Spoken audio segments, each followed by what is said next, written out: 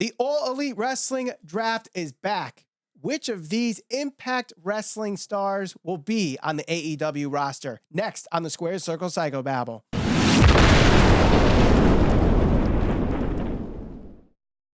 Hello and welcome to the Squared Circle Psychobabble. My name is Michael Valenti. This is Ralph Valenti. Don't forget to subscribe. Hit that bell for notifications. We're trying to hit 10,000 YouTube subscribers before All Elite Wrestling's all out. Ralph, who would have thought Impact Wrestling would be a big topic of discussion for our YouTube channel and our podcast? Because we don't really talk about Impact Wrestling, not just because, you know, we talk more about AEW, WWE, a little New Japan here and there, but Impact Wrestling, for us, we can't even watch it because we don't get the Pursuit channel. Right.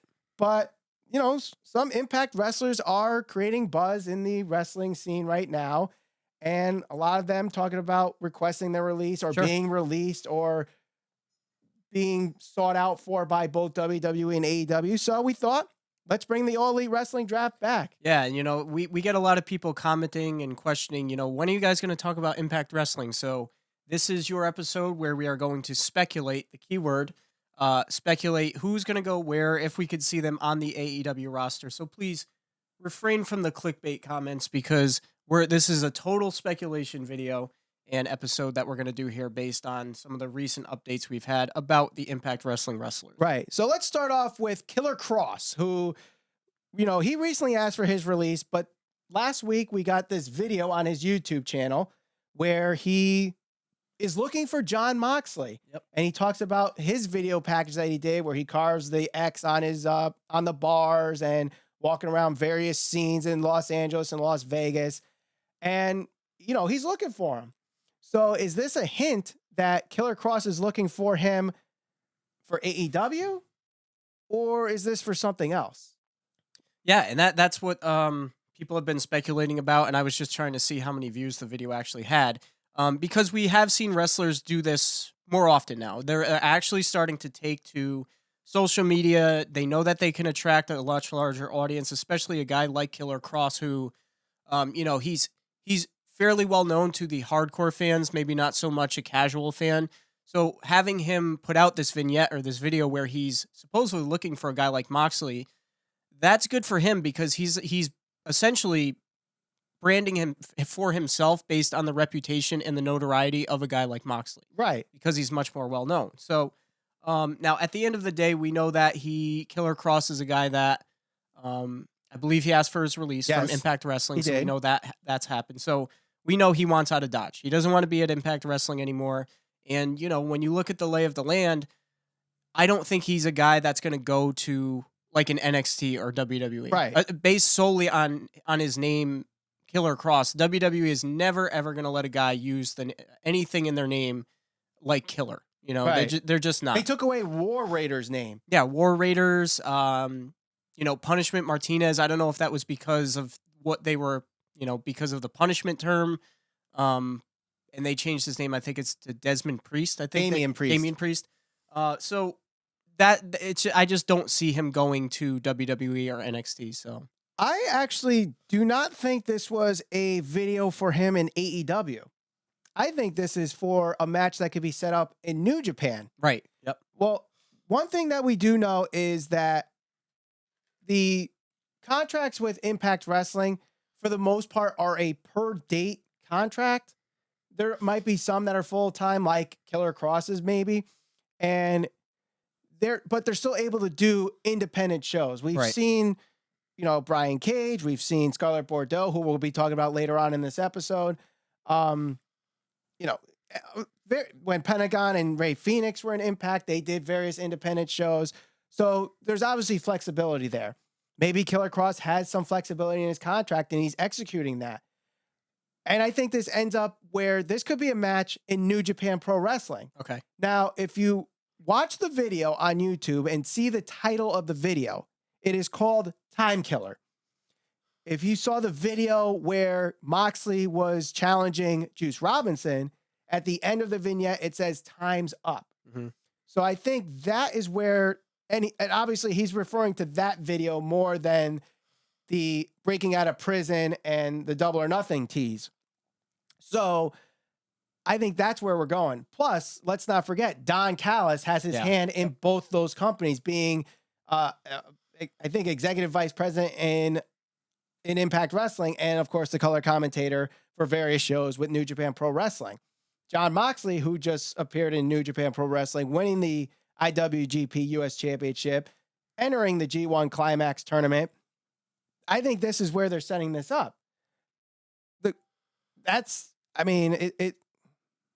I don't see this being an Impact Wrestling match. No, I don't. Although think so. Moxley has the flexibility if he wants, he I guess could join Impact Wrestling. Yeah, and no offense to Impact Wrestling, but what does that do for?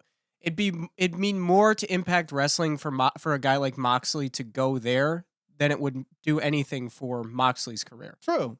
So to see Moxley go to New Japan Pro Wrestling, maybe even Ring of wherever, more well-known, more established companies that can offer him more. Right. More notoriety, more viewers, more followers, more fans. I don't think Impact Wrestling can do that for him because, he's already been to, if you want to call it the big leagues, WWE. Impact Wrestling, unfortunately, is just not at that level. Right. Well, we have seen some WWE people go to Impact Wrestling and revitalize their career, like the likes of Sami Callihan. TJP just showed up after being released from WWE. He just showed up in Impact Wrestling. Matt Sydal. So, and even Drew McIntyre, before he came back to WWE, did a stint in Impact Wrestling. So it's not 100% like he definitely will never go to Impact Wrestling. But if he has this freedom until he goes full-time in AEW, maybe he shows up at Impact to help them ratings-wise and create buzz there and help the wrestling community at large. But let's move on now to Killer Kross's significant other, Scarlett Bordeaux, who might be one of the most popular wrestlers in Impact Wrestling for her gimmick, the Smoke Show. She also recently asked for her release and even gone to the point where she unfollowed Impact Wrestling from social media. So is this her way of saying that she definitely wants out and move over to AEW, or she's just upset with Impact Wrestling and doesn't care where she goes after that? Yeah, I mean, it's difficult because, like you said, with Impact Wrestling, where they're currently at right now, if you want to watch Impact Wrestling, there are some cable providers that unfortunately don't provide it to you. Right.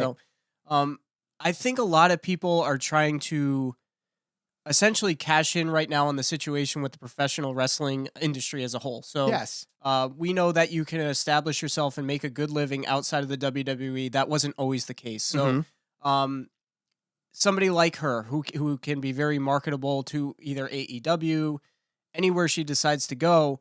I just feel like she probably thinks that she can't do that in Impact Wrestling because, there's not many people that watch it. They just don't. So, and I think also they are using her more as a eye candy attraction than an actual in-ring competitor. But believe it or not, she actually is very good in the ring. Yeah. But I think she feels that she's being creatively stifled because of her looks and her persona, that I think they just use her as, okay, we'll put you on for 5 minutes. Basically like what WWE did with Lacey Evans for 3 months. Just have you walk around, strut your stuff, walk back. Yep. But it's like, no, I can actually wrestle. Let me wrestle. And then when they finally put her in a match, it's with Disco Inferno. Yeah. So I would feel frustrated too. And I think if she ends up going to All Elite Wrestling, which I think if she does get granted her release, that's where she's going. I think she would be a huge addition to the AEW women's division. They don't really have someone right now that can draw in the women's division. I mean, there are great wrestlers, Britt Baker and Kylie Ray, but they need someone there that the real wrestling, like even the casual wrestling community knows who they are. And Scarlett Bordeaux is that. And obviously even something with her and Britt Baker could be a great start for them. Right. Get them really be the full focus of the women's division at the beginning, and then bring in the Kylie Rays and the Nyla Roses and even Awesome Kong if she's going to be there full time. I just think that'd be a great addition. And even if they play the intergender wrestling matches in AEW, we know she's capable of doing it and does that a lot in the independent scene. So I think that would be a great move for AEW. So let's move on to someone that actually was released from Impact Wrestling, not because he was asking for it, just because he was released due to some things that happened at WrestleMania weekend where he refused to wrestle Tessa Blanchard. Yeah. Eli Drake, a former Impact Wrestling champion. Do you see him in AEW? I could see him winding up there, but I think he's going to do some work in other companies, similar to some of the work, kind of like what Moxley's doing now. He's bouncing around from, promotion to promotion. Yeah, just to kind of establish a little more of a following, attract some more of the hardcore fans. So I think eventually, he does wind up there. But I think it's going to be a little while before we see him in AEW. I think maybe like he's going to do his independent thing throughout the summer, but we could see him on the first episode of All Elite Wrestling on TNT. I think AEW needs someone that is a recognized name from a casual TV fan perspective, where sure, wrestling fans know who Kenny Omega is. Wrestling fans know who the Young Bucks are, and wrestling fans know a lot of these wrestlers that are on the roster. But Eli Drake, although he might not be as good as those guys in-ring wise, people might recognize him for when he was in Impact Wrestling. Yeah. So I think that would create a buzz, maybe not as much as someone from WWE coming to AEW, but he's a name people could recognize, and I think he would be a great addition to the AEW roster. I think the only thing that might separate him, though, is he was an Impact Wrestling champion. Yep. Obviously, going to AEW, I don't see him being in the championship picture in the start and eventually get that way. I don't know if he wants that. Right. I think wherever he goes, he wants to be put into a top level Main event caliber guy. Main event caliber, because Right, he knows in Impact Wrestling that's what he was. So maybe he's used to that. And we know he obviously has issues with matches if he doesn't want to do them and is willing to get fired for them. So maybe AEW is not the right move for him. But AEW, if they're able to get him and able to say, you know what, you're going to start in the mid card and work your way up, and he's okay with that, it could be a good mainstream draw. Right. But the last guy we're going to talk about is the current Impact Wrestling champion, Brian Cage, who was actually at All Elite Wrestling Double or Nothing, was supposed to be in the Casino Battle Royale, but Impact Wrestling said, hey, no, you're not doing this. We're putting the kibosh on this. Your contract says you can't do this, so we're saying no on that. Yep. But then a certain Twitter account that likes to report news said that AEW and WWE are at a bidding war for him right now. I don't know how, because he's under contract with Impact Wrestling, but I'm sure there is interest between AEW and WWE for Brian Cage. So do you see, if he eventually becomes a free agent, does he go to AEW or does he go to WWE? Well, I can probably say that, given his physique and his stature, you don't see many professional wrestlers that look like that anymore. Right. That was obviously the look that people went for in the 90s during the Attitude Era. It was get as big as possible. The smaller guys like your Jerichos, Rey Mysterios, those guys, while they eventually earned their opportunities, it was always about how big you could get, So if you believe the typical stereotype of Vince McMahon is, you have to pass the eye test before he actually makes you the champion. Right. This guy would obviously pass Vince McMahon's eye test just based on looks alone. I do believe that once he is actually done with Impact Wrestling, that there is going to be a bidding war for him, because he is a fairly established name. He has done quite a bit in the wrestling industry. So to have a guy like that, whether he debuts in NXT or if he goes to AEW, it would mean a lot for either of those companies. And it's one of the things that I think WWE is going to be forced to do with some of these guys, whether it's from Impact, Ring of Honor, some of these bigger name guys that can be draws outside of WWE. They're going to have to try to sign some of these talent just to keep them away from AEW. Now, the key is going to be, if you look at AEW and you look at some of the contracts that they're giving to people, not just money-wise, but work rate. If you're not expected to work quite as much, if you're offered, let's say, they say to you, all right, you're only going to work 200 days, and we're going to pay you this much, and you go to WWE and they say, no, you have to work 300 plus, that may attract some people. So they have to do certain things, and money wise or schedule wise, WWE is going to try to offer those types of things just to keep people away from AEW, I think. And let's not forget, one thing that AEW said that they're going to offer their wrestlers is health coverage. Right. And Brian Cage, when he had his match with John Morrison for the Impact Wrestling Championship, he injured his back. Like, immediately went to the emergency room after the match was over because of his back injury. Now, I don't know if Impact Wrestling's covering that because we all know their financial situations, if they can even afford that. But WWE, they have, well-trained medical guys there, but they don't have the health insurance. So it's out of pocket, 100% from the wrestler. AEW is like, no, we'll cover you. Don't worry. That's another thing to consider. And Brian Cage, knowing that he basically broke his back in a match already, if that happens again, he probably wants to have the comfort of knowing that he's going to be covered financially, medically. So I think Brian Cage does end up in All Elite Wrestling. Obviously, he was going to be at All Elite Wrestling Double or Nothing if Impact didn't say anything about it. Yeah, so he's essentially has like one foot in the door there already, right. I guess you could say. Right. And again, you say the eye test with WWE. Here's the thing that might be interesting, though.